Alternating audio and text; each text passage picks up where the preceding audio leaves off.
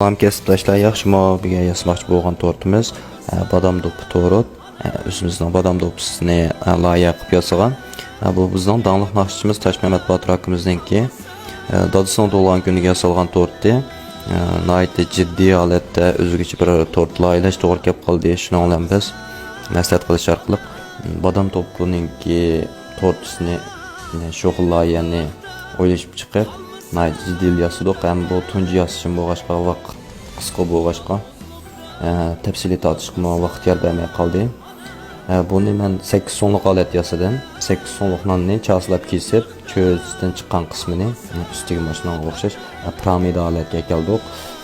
Piramida holatga kelgan keyin oq qaymoqni mo'linib, undan keyin qora qaymoqni nepiz bir qavat berdim. Qora qaymoqning rangini bir qiyniq qavatmadim. Chunki qora rang tanlashga rang intayin chiq ketadi. Undan keyin mavi xil o't tapanchisida yengil bir qizdirib o'tdi. Buning sababi bo'lsa birinchi rangi qiyniqlashadi, ikkinchi paqroqqa oshadi. Bu tapanchani ishlatgan vaqtlarda qaymoqda keqin tutmaydi. Chunki qaymoqni kuydirayotgandan boshqa erta yutadi. Undan keyin buningga naqsh ishlatdik. Naqsh ishlash jarayonimi asal qisqa bo'lib qoldi. Buningga badam do'ppininki shu naqshlarga qarab turib ishlasanglar chiroyli sifatli chiqadi ekan.